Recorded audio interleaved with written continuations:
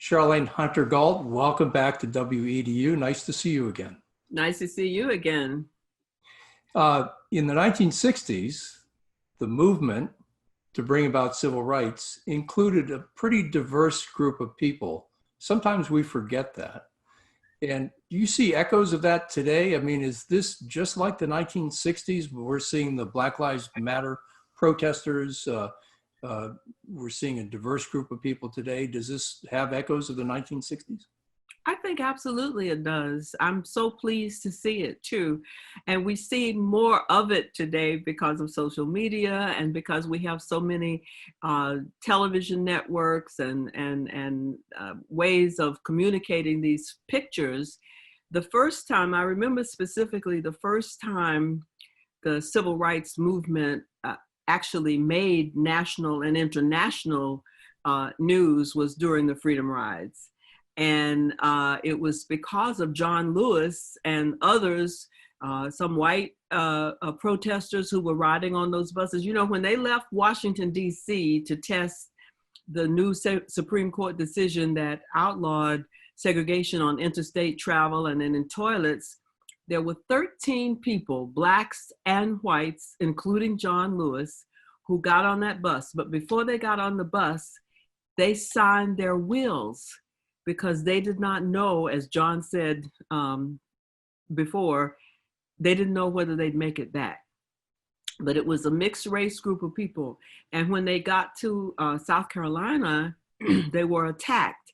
John, in fact, had the dubious distinction of taking the first blow for freedom. But when two of the whites got off the bus, they got beaten to the ground too by angry other whites. But it was those pictures that caused the civil rights movement to be placed on the world agenda. And now it happens so much faster because we have more communication. But it has ever been an interracial organization, but the primary focus was on ensuring that Black people got everything that they were supposed to get as citizens of this country. What was it like for you as a young woman, a young African-American woman? And what was it like for your parents and your family members when you grew up in a segregated part of the world? Well, actually, by the 60s, I had graduated from college and gone on to work at the New Yorker magazine. But in the 40s and 50s, because, you know, I'm older than you are,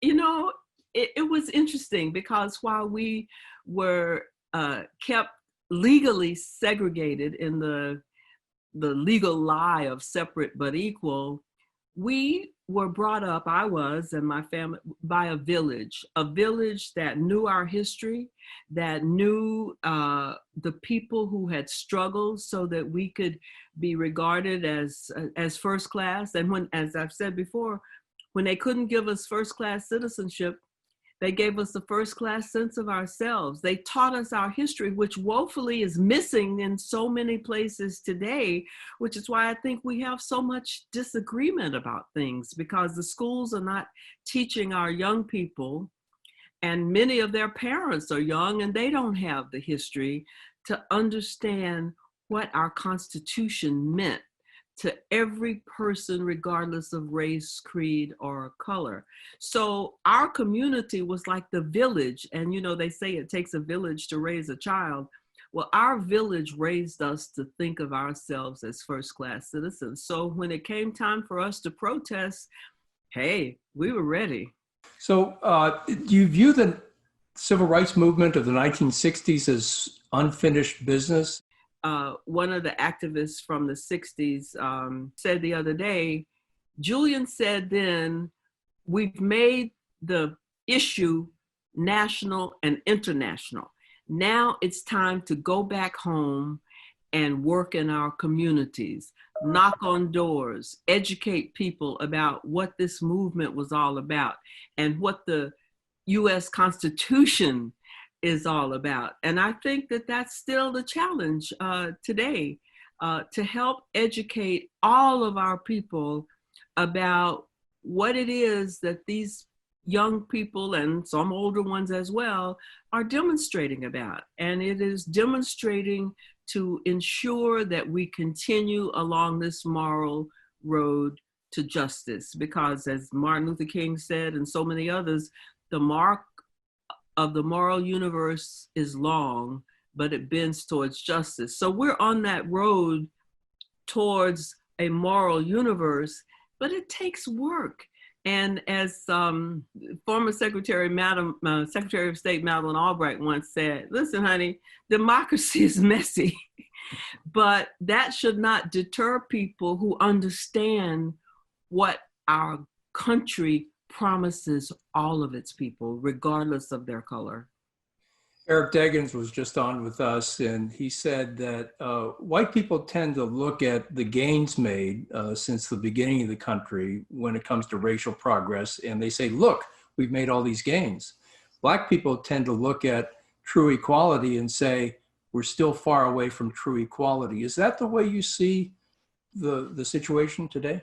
I would say that I'm very careful about generalizing, because I have a lot of friends of all colors who, I have a group of women every Thursday, we have a Zoom call, and they're Black and they're white and they're young and they're old, and we're all on the same page about what needs to be done in this country. So I think we need to be careful when we generalize about white people, even as we generalize about Black people.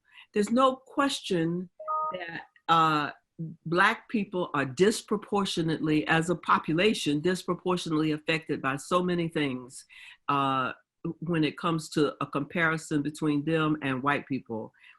But, and that's where we have to put a lot of our energies to ensure that all people who are created equal, live that, are able to live that. But I do want to be careful when we condemn a whole race of people, whether it's Black people or white people, because there's some prominent Black people and there are white people who understand our issues. So I think we need to be very careful about how we address these issues, but they do need to be addressed and they need everybody on board. Charlayne Hunter-Gault, thank you for coming on our conversation about race. But thank you for having me. It's been a pleasure.